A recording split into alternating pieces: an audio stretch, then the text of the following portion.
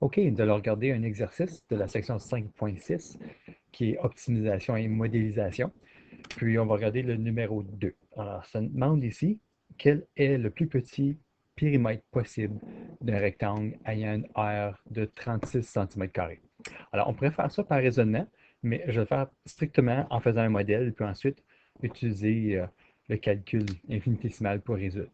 Alors, je commence par faire un petit diagramme. Vous avez remarqué qu'on a un rectangle qui est plus long que large.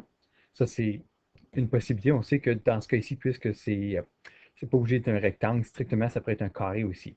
Alors, par raisonnement, on pourrait probablement penser que ce soit ça. Puis, j'ai deux dimensions différentes, x et y.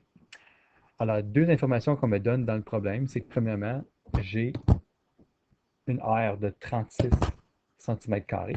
Alors, pour ça, on appelle ça juste A, c'est x fois y. Ça, c'est son équation. Deuxième information, on veut le plus petit périmètre possible. Donc, j'écris la formule du périmètre, qui est 2x plus 2y, puis on veut que ce soit un périmètre minimum. Alors, moi, je voudrais avoir une fonction qui contient seulement qu'une variable pour être capable de dériver. Parce qu'on n'a pas vu de dérivation à plus qu'une variable. Ça, ça va être niveau universitaire, vous allez voir ça. Donc, ce que je voudrais faire, c'est trouver périmètre en tant que x. Donc, il faut que je remplace le y par quelque chose d'autre. Puis, ce que je vais utiliser, c'est mon équation ici. Donc, si j'isole mon y, ça va devenir, puis je ne mettrai pas les unités ici, 36 sur x. Donc, quand je réécris l'équation, le 2x ne change pas, mais je vais prendre la valeur de y puis je vais le substituer ici. Ça va devenir 2, c'est plus encore. Puis, au lieu de 36x, je vais changer ça un peu. 36 fois x à la moins 1, puis ça devient 2x plus 72 x à la moins 1 comme ça. Alors maintenant, on va dériver ça. Alors, lui est assez facile à dériver. Le premier, dérivé de 2x, c'est juste 2. Puisque c'est une addition, on peut faire les deux dérivés séparément. Ici, ça, c'est la forme puissance. Donc, on fait l'exposant fois le chiffre en avant. Ça devient moins 72. Puis ensuite, on diminue l'exposant de 1. 2 moins 72x à la moins 2. Alors, on demande de minimiser. Alors, les maximums et les minimums sont toujours trouvés à un sommet. Puis, on sait que le taux de variation à un sommet égale 0. Donc, c'est pour ça qu'on a le droit de dire que la dérivée de p de x, ou p' de x, doit égaler 0. Donc, je vais prendre l'équation ici, je vais la changer un petit peu.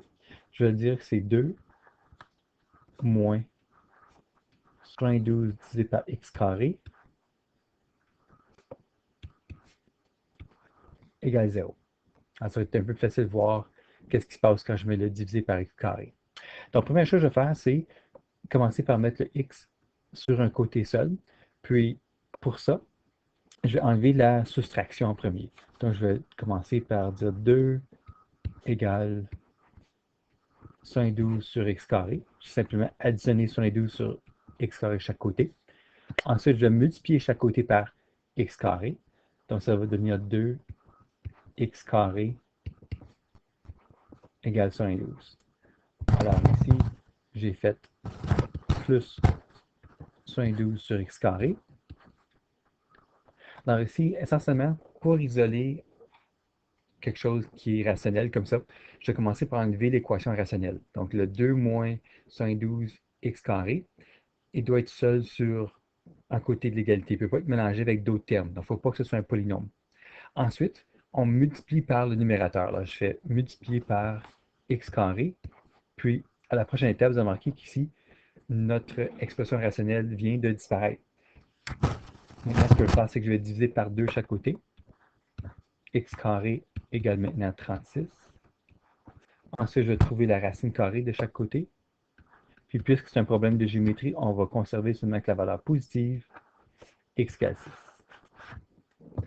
OK, ça c'est la première chose qu'on demandait, quel est le périmètre. Donc, on va prendre le x égale 6, puis on va remettre ça dans l'équation du périmètre. Alors ici, puisqu'on a seulement x, on va prendre ceci. On ne pourrait pas prendre le 2x plus 2y parce qu'on ne connaît pas y, à moins qu'on retourne en haut. Alors, si on décide de retourner en haut ici, on a le droit de faire ça. Attends, j'appelle ça ici l'équation 1. Ça ici, c'était l'équation 2. Ici, j'ai 1 dans 2 pour trouver mon p de x. Maintenant, je vais prendre x. Et je vais le substituer dans 1.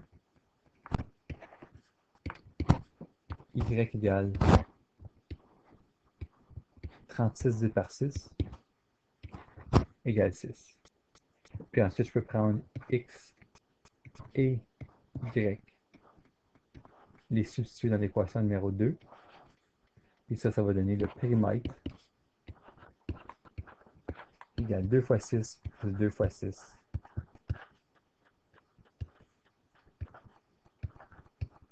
12 plus 12.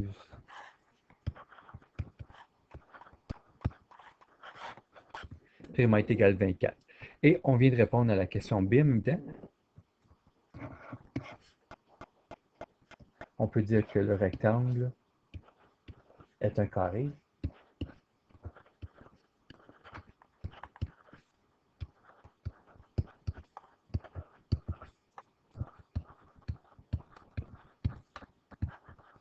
Je vais retourner aux unités. Je pense que c'était des centimètres carrés, donc c'est de 6 cm de côté.